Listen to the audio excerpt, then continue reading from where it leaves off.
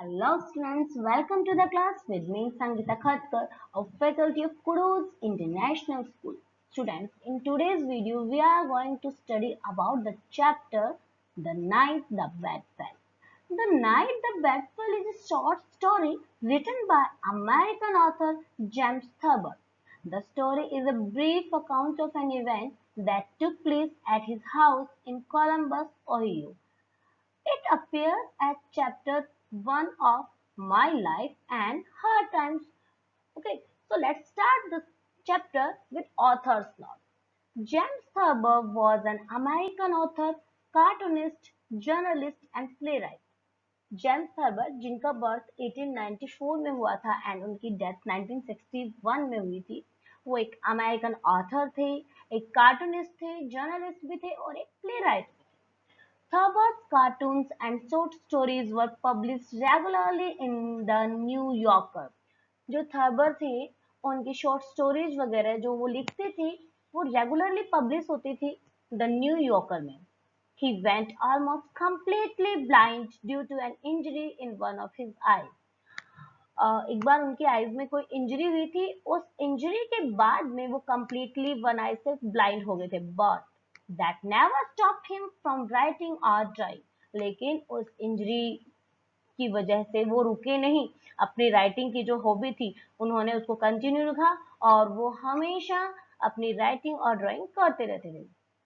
One of the most popular humorists of his time, Thurber won many awards, including a Tony and an Emmy Award. अपनी इसी hobby की वजह से Thurber ने बहुत सारे अवार्ड्स भी जीते थे, जिनमें इंक्लूड है Tony and an Emmy Awards. So let's start the story. Let us read about a series of events that turn out to be extremely funny. यहाँ पर हर किसी की लाइफ में मोस्टली ऐसे बहुत सारे ऐसे इवेंट्स होते हैं जो अपनी होल लाइफ को याद रखते हैं. थर्बर की लाइफ में भी ऐसे ही इवेंट्स के बारे में बात की गई है. जब हम इस तरह के इवेंट्स को रिकॉल करते हैं और अपने फ्रेंड्स के साथ शेयर भी करते हैं बिकॉज वो फनी इवेंट्स भी होते हैं, तो हम यही देखते हैं कि थर्बर अपनी लाइफ के कौन से इवेंट्स को हमारे साथ शेयर कर रहे हैं. थर्बर यहाँ पे कहते हैं, I suppose that the high water mark of my youth in Columbus Ohio was the night the bed fell on my father. Thurber कहते हैं, आई सपोज मुझे ऐसा लगता है दैट कि the high water mark, the meaning of high water mark means maximum recorded level और value, कि जहां तक मैं सोचता हूँ ऐसा ही फनी इंसिडेंट जो मेरी लाइफ का था वो था जब मैं कोलंबस ओहियो में था और वो इंसिडेंट था जब वो रात the bed fell on my father, जब बेड मेरे फादर पे गिरा. It makes a better recitation. ये एक ऐसा इंसिडेंट था कि इस इंसिडेंट को लेकर unless as some friends of mine has said one has heard it 5 or 6 times, कि इसको मैं मेरे फ्रेंड्स को सुनाता रहता था और मैंने इसको मेरे फ्रेंड्स के साथ लगभग 5 और 6 टाइम तो शेयर किया ही होगा. जो मेरे फ्रेंड्स हैं उन्होंने 5 से 6 बार तो ये मुझसे सुना है. Then it doesn't a piece of writing does a piece of writing, and उसके बाद में ही मैंने डिसाइड किया था कि मैं इसके ऊपर लिखने वाला हूँ. For it is almost necessary to throw furniture around it. इस जो स्टोरी इन्होंने लिखी है इसमें बताते हैं कि इसमें बहुत सारी चीजें इन्होंने बताई, like throw furniture around, shake doors and bark like a dog, doggy की तरह barking करना, to lend the proper atmosphere and very simulated to what is admittedly somewhat incredible tale. अब आगे बताते हैं यहाँ पर वेरिसिबिलिटेड का मीन्स यहाँ पे बता रहे हैं the appearance of being true और रियल, कि यहाँ पर कुछ ऐसे इंसिडेंट थे जो हमें बिल्कुल ट्रू लगते थे, रियल लगते थे और उन्हीं को लेकर उन्होंने इनक्रेडिबल टेल्स जो है लिखी थी. Still it did take place, और उसके बाद में ही बता रहे हैं कि अभी भी ऐसा ही उन्होंने जब ये स्टोरी लिखी थी तब वो कह रहे हैं कि अभी भी यहाँ पर भी ऐसा ही है. थर्बर आगे बताते हैं, it happened then that my father had decided to sleep in the attic for night to be away where he could think.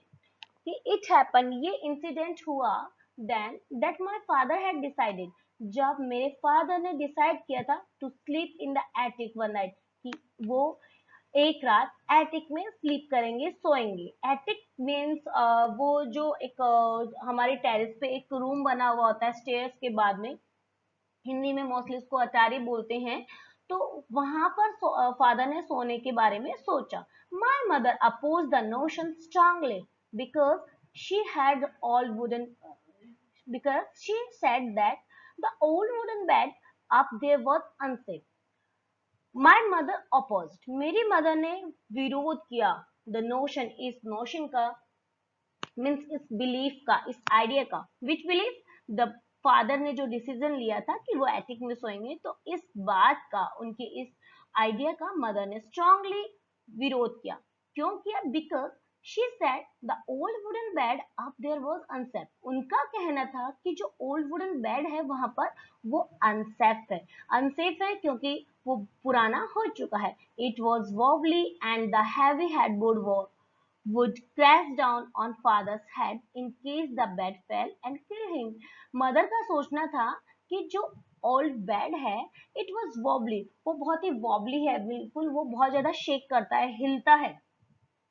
And the heavy headboard, और बेड के हेड के साइड में जो हैवी उसका headboard होता है would crash down on fathers head, वो जो सिरहाना है उसका वो फादर के हेड पे गिर जाएगा in case the bed fail, अगर बेड गिर जाता है तो, एंड किल हिम, और उससे डैड की डेथ भी हो सकती है। सो मदर बार बार उनके वहां सोने के जो आइडिया था उसका विरोध कर रही थी।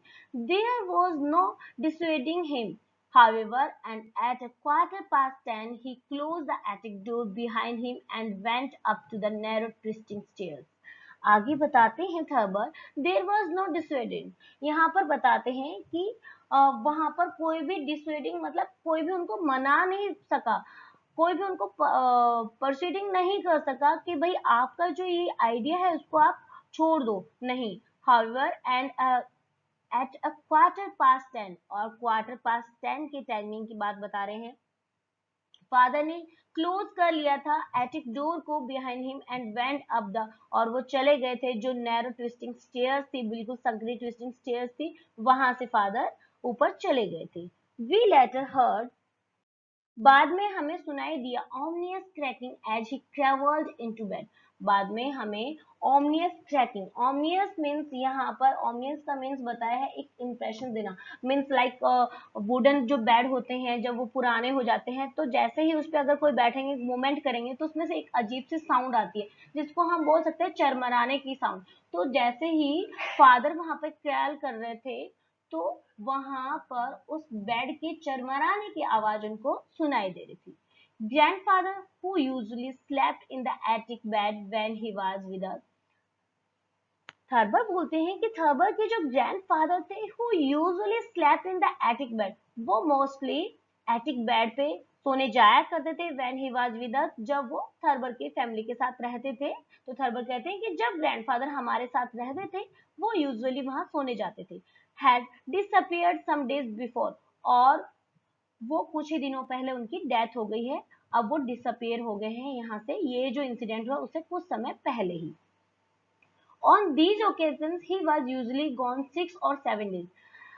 Now students focus on these lines. यहाँ पर ये बात बता रहे हैं फादर के ग्रैंडफादर के साथ में कि उन दिनों में जब ग्रैंडफादर एटिक के वहां सोने जाते थे तब की बता रहे हैं कि उन दिनों में he was usually gone 6 or 7 days, की वो 6 या 7 दिन के लिए वहां चले जाते थे and return grovelling and out of temper, और जब वो वापस आते थे तो वो ग्रोवलिंग करते हुए मीन्स गुस्से में बोलते हुए, एंड उनका जो टेम्पर था वो बहुत ही हाई होता था, बहुत ज्यादा एंग्री होते थे, complaining about the incompetence of those who run the country, और वो कंप्लेन करते रहते थे गवर्नमेंट को लेकर, उनकी बहुत सारी कंप्लेंट्स होते थे कि किस तरह से वो कंट्री को चला रहे हैं, क्या क्या प्रॉब्लम्स कंट्री की जो पीपल है उनको फेस करनी पड़ रही है। तो यहाँ पर थर्बर बता रहे हैं उस टाइम के बारे में जब दादाजी उनके साथ रहते थे। We had visiting us at this time a nervous first cousin of mine named Brigus Day. यहाँ पे बता रहे हैं कि we had visiting us, जब साथ में वो थे उस टाइम के बारे में बता रहे हैं कि वो समय था जब उनके एक नर्वस, उनका जो फर्स्ट कजन था थर्बर का, जिनका नेम था ब्रिक्स डील, वो believe that, Briggs Beall believe करते थे, उनको ऐसा लगता था, he was likely to cease breathing when he was asleep, कि जब वो सो रहे होते हैं तो उनकी जो ब्रीदिंग है वो सीज हो जाती है, मतलब सांसें उनकी रुक जाती है. It was his feeling that if he were not awakened every hour during the night, it was his feeling, Briggs को ऐसा लगता था, उनकी ऐसी फीलिंग्स थी कि if he were not awakened every hour, कि अगर वो हर घंटे नहीं उठेंगे ड्यूरिंग द नाइट, नाइट में, he might died of suffocation, तो सफोकेशन की वजह से उनकी डेथ हो जाएगी. He had been accustomed to setting an alarm clock to ring at intervals until morning. आगे बताते हैं कि ब्रिक्स ने एक अकस्टम्स मीन्स एक ऐसी परंपरा बना ली थी, ऐसे उनकी हैबिट हो गई थी कि वो एक अलार्म उन्होंने सेट करना स्टार्ट कर दिया था. लाइक बहुत से लोग होते हैं मॉर्निंग में फिक्स टाइम पे उठने के लिए अपना एक अलार्म सेट कर देते, बट ब्रिक्स ने अलार्म सेट किया हुआ था एवरी आवर का, ताकि वो अलार्म बजे एंड वो उठे एक फिक्स इंटरवल्स पे सुबह तक, कुछ कुछ टाइम में उनका अलार्म बजता रहता था. But I persuaded him to abandon this, लेकिन मैंने उसको परsuaded किया, उसको समझाया, उसको मनाया टू अबेंडन दिस, कि इस हैबिट को वो छोड़ दे, अब इस हैबिट को वो यूज ना करे. He slept in my room, वो मेरे ही रूम में सोए थे. And I told him, and मैंने उनको कहा था कि I was such a light sleeper that if anybody quit breathing in the same room with me I would wake instantly, कि मैं एक बहुत ही लाइट स्लीपर हूँ, बहुत ही हल्की नींद में सोने वाला हूँ, मैं गहरी नींद नहीं सोता हूँ, और मैं इतना लाइट स्लीपर हूँ that if anybody quit breathing in that, कि अगर कोई सांस भी ले रहा है मेरे रूम में मेरे साथ में, आई वुड बैक इंस्टेंटली, तो मैं फटाफट उठ जाता हूँ. He tested me the first night, तो पहली रात जब ब्रिक्स थर्बर के साथ सोते हैं तो वो कहते हैं कि ब्रिक्स बिल ने मेरा टेस्ट लिया, which I had suspected he would, और मुझे भी पूरा अंदाजा था कि वो ऐसा ही करेगा, मैंने भांप लिया था उनको. By holding his breath after my regular breathing, तो थर्बर कहते हैं कि उसने भी अपनी ब्रीथ, उसने भी सोने का नाटक किया, अपनी ब्रीथ होल्ड किया, had convinced him I was asleep, और मैंने भी मेरी रेगुलर ब्रीथ जो थी उनको थोड़ा डाउन किया, और मैंने भी सोने का नाटक किया, उसको कन्विंस करने की कोशिश की कि जैसे कि मैं सो चुका हूँ. आई वॉज नॉट asleep, लेकिन मैं सोया नहीं. however and called to him, और फिर उसके बाद में वो कहते हैं कि मैं सोया नहीं था, उसके बाद में मैंने उसको आवाज लगाई. This seemed to allay his fears little, तो जब मैंने उसको जगाया तो उसको ऐसा लगा कि this seem to allay his fears a little, कि उससे उसका जो फियर है, allay means put to rest, means उसको थोड़ा सा रिलैक्स फील हुआ, उसका डर थोड़ा कम हुआ a little. But he took the precautions of putting a glass of spirit of camphor on a little table at the head of his bed, कि precaution के तौर पे उन्होंने क्या किया, a glass of spirit, spirit का एक glass, spirit किसकी थी, कैम्फर की, कैम्फर मीन्स जो कपूर होता है, उसको छोटी सी टेबल जो कि उनके बेड के हेड के पास थी वहां रख लिया. In case I didn't arouse him, अगर ऐसा होता कि मैं उसको नहीं उठा पाऊं until he was almost gone, उससे पहले कि वो चला जाए, बिल्कुल अनकॉन्शियस हो जाए, उसने कहा he would sniff the camphor a powerful reviver, तो वो मुझे ये जो कैम्फर है वो स्निफ करे, मीन सुंघा दे, क्योंकि ऐसा माना था कि ये जो कैम्फर है वो एक पावरफुल रिवाइवर है, मीन्स एक समथिंग दैट रिस्टोर कॉन्शियसनेस, जिससे कि उनकी कॉन्शियस वापस आ जाए. तो ऐसा थर्बर के ब्रदर को लगता था, तो वो अपने बेड पे उन्होंने वो रखा. Briggs was not the only member of his family who had his protect. यहाँ पर थर्बर आगे बताते हैं कि ब्रिक्स अकेला मेंबर नहीं था उनकी फैमिली का, हु हैड हिज क्रोचल्स, मीन्स यहाँ पर जिसके अकेले का ऐसा बिलीफ था या ऐसे फियर्स थे जिनको डर लगता था, ऐसा नहीं था. Old aunt Melissa Beall who could whistle like a man with two fingers in her mouth, कि उनकी जो आंट थी मेलिशा बेल, बेल, वो क्या करती थी, वो भी विस्लिंग करती थी, और उनकी विस्टल्स होती थी जैसे मेन लोग करते थे, टू फिंगर्स अपने माउथ के अंदर इंसर्ट करके उसके बाद में विस्लिंग करती थी, तो वो ऐसा करती थी. Suffered under the premonitions that she was destined to die on South High Street because she had been born on South High Street and married on South High Street.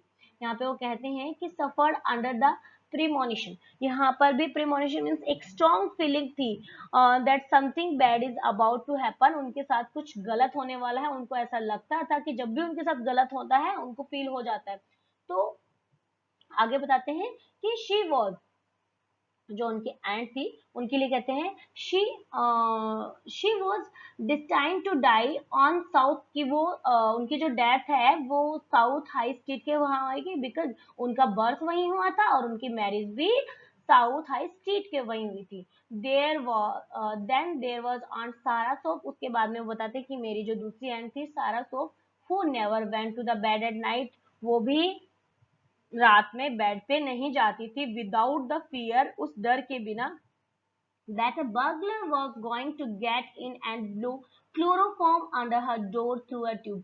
और जो एंट सारा थी उनको ऐसा लगता था, वो फियर था उनको कि जो बर्गलर होता है वो रोज वहां उनके घर में आता है एंड वो क्या करता है, ब्लो करता है क्लोरोफॉर्म उनके डोर के नीचे से ट्यूब से। To avert this calamity, Fosse was in greater dread of anesthetic than of losing her household goods.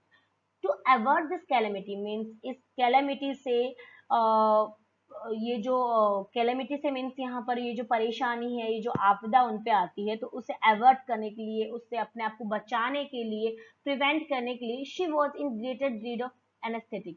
तो वो क्या करती थी, उनको बहुत ज्यादा जीत था, भय था, डर था, तो वो थोड़ी सी क्या करती थी कि एनेस्थेटिक मींस बेहोश करने की जो मेडिसिन थी, उनको ऐसा लगता था then of losing her household कि उसको यूज करके वो लोग जो बर्गलर है उनके हाउस होल्ड गुड्स ले जा सकता था। So she always piled her money, तो वो अपनी मनी को पाइल करके रखती थी, इकट्ठा करके रखती थी। सिल्वर वेयर, जो भी उनके पास चांदी का सामान था उसको इकट्ठा करते थे, and other valuable in a neat stack, और दूसरी जो उनकी वैल्यूएबल थिंग्स थी उनको एक साफ सुथरे नीट स्टैक के अंदर, एक स्टैक मीन्स यहाँ पर हम बोल सकते हैं कि उसके एक ढेर बना के रखती थी, या फिर एक गुच्छा या फिर एक पोटली की तरह वो बांध के रखती थी जट, और बांध करके वो रख देती थी उसको जस्ट आउटसाइड हर बेडरूम, अपने बेडरूम के बाहर की तरफ, विद नॉट रीडिंग, और उसपे को नॉट चिपका देती थी जिसपे लिखा होता था this is all I have, यही वो सारा सामान है जो मेरे पास है, please take it and do not use your chloroform, कि आप इसको ले लो और हमारे ऊपर आप अपना क्लोरोफॉर्म यूज मत करना, as this is all I have, क्योंकि मेरे पास जो कुछ है वो यही है, तो प्लीज आप ये ले लो but don't use your chloroform, लेकिन आप अपना क्लोरोफॉर्म यूज नहीं करना। तो ये था उनकी ग्रीक की जो दूसरी एंट थी उनके बारे में, उनको ये डर था। नेक्स्ट इंसिडेंट ऐसा बता रहे हैं जो हैबिट थी, Aunt Gracie Shoaf also had a burglar phobia, कि उनकी एक और आंटी थी जिनको फिर एक फोबिया था, उनको भी बर्गलर फोबिया था, और वो कहती हैं but she met it with more fortitude. अब बता रहे हैं कि लेकिन जो आंटी उनकी थी, उनको जो फोबिया था, बर्गलर फोबिया था, वो बिल्कुल अलग बता रहे हैं कि उनकी बिल्कुल अलग सोच थी। वो क्या कहती थी, फोर्टिट्यूड का मीन्स यहाँ पे बताया करेज, कि वो उसको एक अलग हिम्मत साहस के साथ उसका सामना करती थी। She was confident that burglars had been getting into her house every night for 4 years। She was confident, वो बहुत ही कॉन्फिडेंट थी इस बात को लेके कि burglars had been getting into her house, कि burglars उनके घर के अंदर आते हैं every night, हर रोज, फोर ईयर्स, पिछले 4 सालों से उनके घर आ रहे हैं। द फैक्ट दैट, और सच्चाई ये है, she never missed anything was to her, क्योंकि no proof to the contrary, कि वो अपने घर में कुछ भी मिस नहीं करती हैं, उसके पास कुछ भी ऐसा प्रूफ नहीं है कि उनके पास कुछ मिस हुआ है। सी ऑलवेज क्लेम दैट, वो ऐसा इसलिए कहती थी कि उनका ये क्लेम था, उनका ये दावा था कि she scared them off before they could take anything, कि वो उनको पहले ही डरा देती थी, वो यहाँ से कुछ लेके जाएं उससे पहले वो डरा देती थी, और डराती कैसे थी, by throwing shoes down the hallway, कि वो हॉल का जो स्पेस था वहां पर शूज फेंक देती थी उनके ऊपर।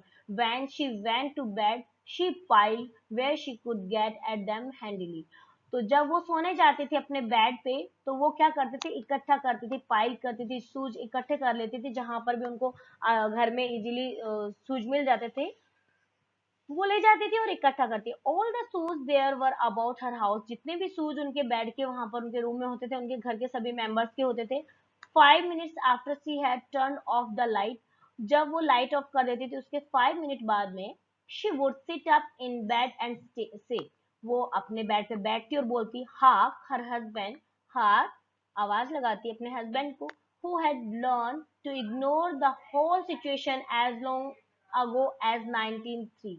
वो कहते हैं कि उनके जो हस्बैंड थे, who had learned to ignore, जो कि सीख चुके थे कि अब उनको इग्नोर कैसे करना है, अपने वाइफ को इग्नोर कैसे करना है, होल सिचुएशन के बारे में उनको पता था, क्योंकि वो उसको 1903 से उस सिचुएशन को देख रहे थे। Would either be sound asleep, या तो वो गहरी नींद में सो चुके थे, और prevent to be sound asleep, या फिर वो सिर्फ नाटक करते थे कि वो गहरी नींद में सो रहे थे ताकि वो अपने आप को बचा सके, वो दिखा सके कि वो सो रहे हैं। In either case he would not respond to her tugging and pulling. और अगर ऐसा होता कि जब आंटी अंकल को जगाने की कोशिश करती और वो रेस्पॉन्ड नहीं करते उनको पुल करने पे भी या उनको टच करने पे, so that presently she would arrive, तो उस समय वो उठती, tiptoe to the door, धीरे धीरे, बिल्कुल टिप टू से मतलब यहाँ पर है छुप कर जाना, मतलब विदाउट कोई साउंड, धीरे धीरे वो डोर के पास जाती, ओपन इट स्लाइटली, उसको धीरे से खोलती, and heave a shoe down the hall in one, और वो क्या करती थी, एक शू का जो था वो हॉल में फेंकना स्टार्ट कर देती थी, वन डायरेक्शन के अंदर वो फेंकती, and its mate down the hall in the other direction, और हो सकता है कभी वो होल में दूसरी डायरेक्शन में उसको फेंक देती। Some nights she threw them all, किसी किसी रात में तो वो सारे के सारे ही शूज फेंक देती थी। Some nights only couple of pair, और किसी नाइट में वो 2 या 4 शूज फेंकती थी। So students, this is the part 1 of the story the night the bed fail. और पार्ट 2 डिस्क्रिप्शन बॉक्स में उसका लिंक दिया है, मैं जल्दी ही आपको पार्ट 2 आपके लिए लेकर आऊंगी। तो don't forget to like share and subscribe my channel. Thanks for watching.